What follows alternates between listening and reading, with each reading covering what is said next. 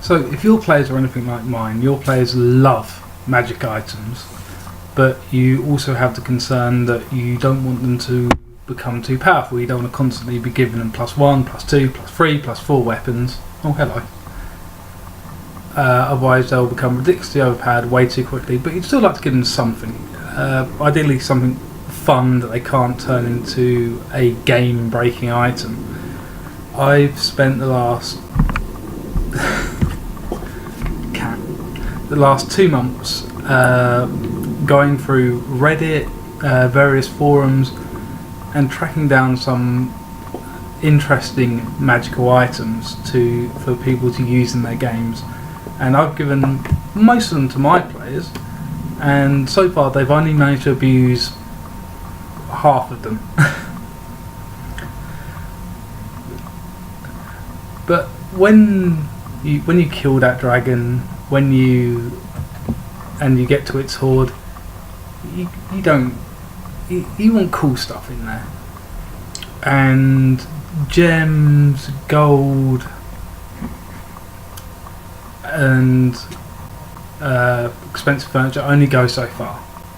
Yeah, the players want something. Give the players something fun to use, something with a quirk, and they'll generally integrate into their role playing. So I have my lists of the items that I've given to my players. This is not all of them. I lost the first list I did. But the first 2 items on the list are 2 scarves, one red and one blue. Now, both are magical. The first one gives off a warming presence. You get a warm feel when you wear it. So you know, when if they're in a survival situation, it maybe helps them with their survival checks. The other one will try to strangle them. Will try to strangle whoever touches the scarf. That only got abused once to strangle a druid. The free bagpipe lesson voucher. This gave the first horde that they came across was a voucher for free bagpipe lessons, and they're like, yeah, this is going into the bonfire.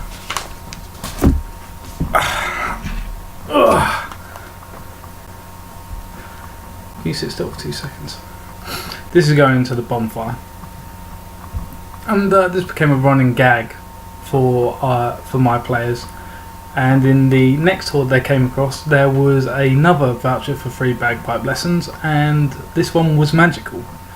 And it was at this point that they found that, again, yeah, we're burning this. This is going to the fire. This is an evil we cannot unleash upon the world. The vouchers were indestructible. I believe they are currently locked in an arcane box to contain their horrendous effects on the world. A crown that predicts the weather. Now, if you're running a survival game, this could be considered overpowered, but in your standard games, it's just a bit of fun, and you could always throw in an error factor. I think mine's about. I think we do a 50-50 chance that it's going to be correct, but we don't generally focus on weather effects in our game, so we're generally okay with that. So I've got the descriptions I give to the players. Can't really see due to the light. Let's hold it up there. So the description I give to the players, and then I've got all the effects in here. Bear with me 1 second, very unprofessional. There was one magical door, essentially a folding door, and if you write a creature's name on a piece of paper and then slide it under the door, knock twice, there is a 50-50 chance a creature of that name, so if you ask for a demon or a devil, right imp, there is a 50-50 chance that an imp might speak to you. It might be higher for other things such as planetars to actually be bothered to want to speak to you. but the general ruling being that you cannot. This is going to essentially work like a video camera. You cannot cast anything through the portal. They cannot cast anything back at you. They're not obligated to tell you the truth. They're not obligated to do anything. They might just say hi or see your face and hang up and close the door and close the portal. The magical bucket, which was encrusted with salt. This caused a lot of arguments for my players. I'm not sure what they thought it was going to do, but essentially the salt never runs out and it will turn any water placed into it into salt water. Yeah, the player who got that felt very stupid. A parasol with thunderclouds painted onto it. Very simple, you open up the parasol and a torrential downpour comes out of it, located solely under the parasol. They've not managed to find a way to abuse that, but I assume they're working on it. One player I have literally makes it his life goal to abuse any single item that I try to give him. The self-rowing oar. Very simple, take your oar, place it in your canoe, say the command word, and it will row. Unfortunately, there is only one oar, so unless someone else is rowing, you will constantly go in circles. The healing shiv, I think I made a quick bit of backstory for this, was a good cleric wrongfully convicted who made a shiv in prison, and his shiv healed people for 1d6 plus con when stabbed with it. The arrow of travel. This might have been ripped from another edition of Dungeons and Dragons, but essentially 60-foot range, can only be used once. Wherever the arrow hits or lands, the shooter will instantly be teleported to that location. I'm waiting for that one to come bite me in the arse. The helmet of encouragement. Very simple, you put on the helmet, you go, you're awesome, you're awesome. You're so awesome. You're fantastic. You're amazing. Wow, look at you. Look at how you took down that werewolf. You're awesome. The magical journal. It is blank when your character picks it up. But at the end of each day, it will record the day's events for you. Unfortunately, the journal needs to be able to see what's being recorded. Needs to be able to see to be able to record everything. So if you just got it closed and put it in your backpack and you'll open it and it goes, today I saw blackness and nothing more. So I don't know, maybe the character will need to have it on a chain around their neck so the journal can have a good look around. You want to come sit with me? Okay.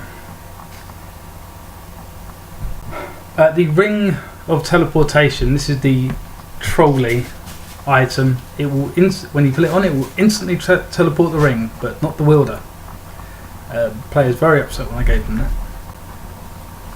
The talking dictionary will endlessly read the dictionary in a dreary voice.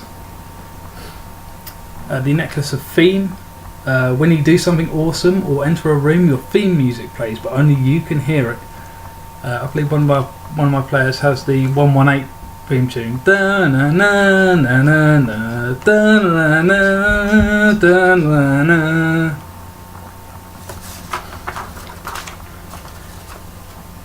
Then there was the curved dagger. This was a right, settle down. The curved dagger. This was more of this was a weapon I was giving them. This was, if you've ever played Skyrim or Oblivion, this was essentially looking like the blade of woe. Whenever you stabbed someone with it, it didn't have the same effects as the blade of woe. I couldn't remember what they were, so I just said, I think as a bonus action, once a day, make an attack roll against a target, and it has to make a wisdom saving throw or be frightened. The cat wants to sit on my notes. The Gemini daggers. I'm not sure whether these were official. in a previous edition of D&D. I think they might have been.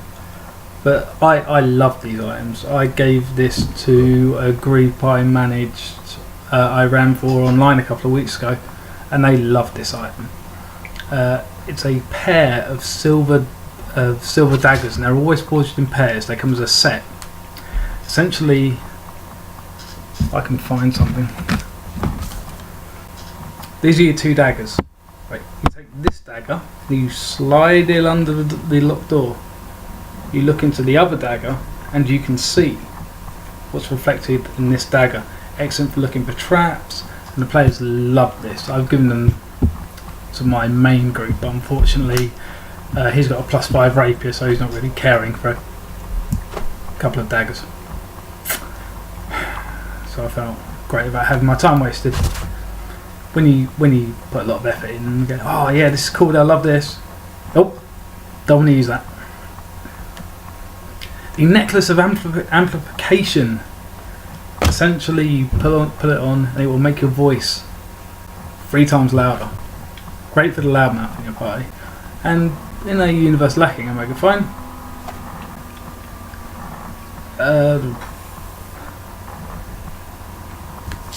the automatic chess set will automatically play chess against you. That's probably quite a common one. I'm sure a lot of people have used that. This one I loved. This was a black box with moons and stars on the side of it, with a big note on top that said "Do not open ever." And of course, what do? They open it, and inside is a dead badger and an empty bowl with a plant substance. This was not Schrodinger's cat. This was Mordenkainen's badger.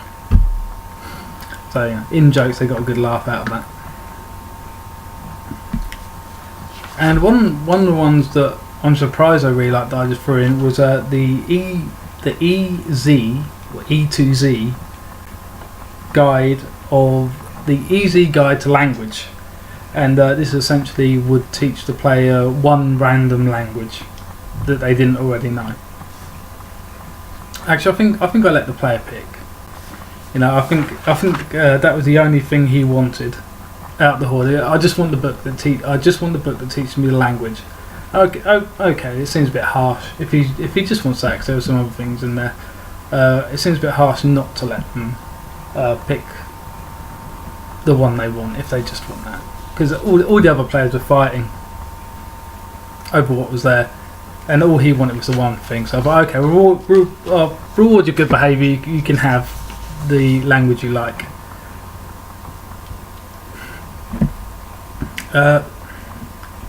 One pocket knife, magical. Now this is great for your rogues and your rangers and your general explorer. Essentially, one pocket knife. This is a pocket knife, and it has 5 buttons on the side. Button 1, and it becomes a crowbar. Button 2, grappling hook. Button 3, a shovel. Button 4, a hooded lantern, and 5, a steel mirror. This is great if you're running encumbrance rules. You know, your players will love it. They love just weird stuff. Yeah, just give them as much weird stuff as you can think of, and they'll love you for it. You could have some more. Because you can come up with all kinds of fun items. One of the ones that I made was I'm very popular. Was a cursed jester hat, and the nature of the curse was you put it on, but you cannot remove it for 24 hours. I think there was I looked at the remove curse for it, was ridiculously high, and you basically got a minus on social interactions to try and intimidate people because you look ridiculous. So there's a flat -3, -4, because you look ridiculous with this stupid helm. And of course that's led to the players running out to people, putting on the hat, and then running away. But of course there's no reason you just need to give them the nice items or funny items. Cursed items that won't do them any real harm. 1 second.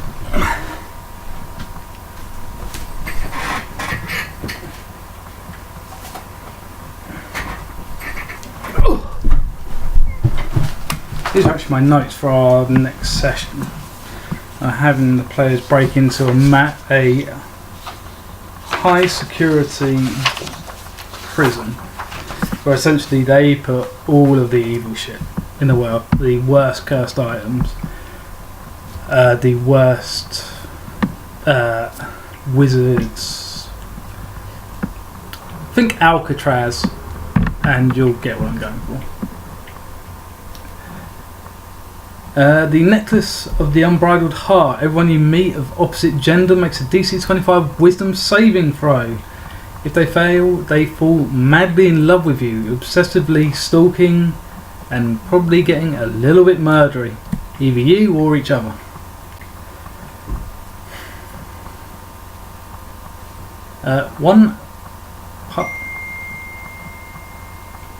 Yes, I am that popular. The Wendigos have animals? Who knows? One part of a Wendigo, you become cannibalistic. Awesome.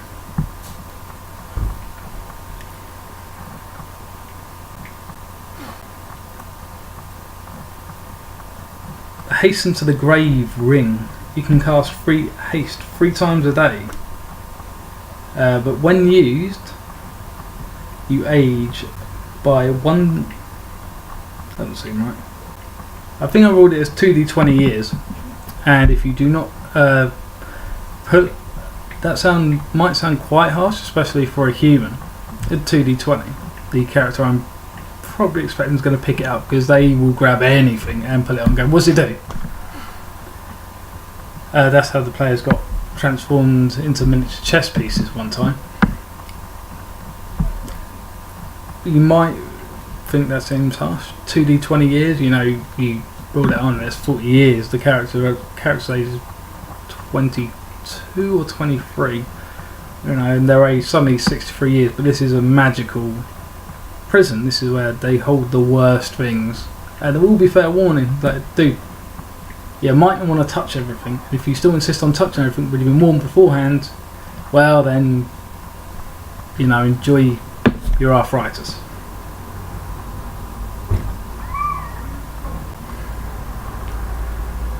A book of fairy tales. When opened, summons a hostile fairy tale creature. So I'm assuming the big bad wolf, which is probably just give the stats to a werewolf too, or something like that, or a giant. So you open up. Oh, Jack and the Beanstalk. Boom. That'd be a storm giant. Leave that down in the comments. If you opened up Jack and the Beanstalk in D&D and suddenly a giant was teleported out, what kind of giant would it be? The Hangman's Noose. I did go to Warehouse 13 and read through some of the items on there and start looking for things that would be good. The immediately tries to hang someone who touches it, requiring strength saves to break free. The Book of Misfortune. The original version of this I changed. It was from a module on the DM's Guild called the Old Curiosity Shop, where the owner essentially held cursed items he had found as an adventurer and protected them. I can't remember exactly what it did, but I didn't like it. I knew my players would abuse it. Writing a name in the book causes that person to experience bad luck for the next 24 hours. After that, the book disappears, and then the user's name appears in the book 24 hours after, from which they desire. And after their name appears 24 hours after that, sometime in that 24 hours, they will die in a bizarre accident. If you've seen Supernatural, the episode of the Rabbit's Foot, something like that. Something mad will happen, like a piano will fall from the sky.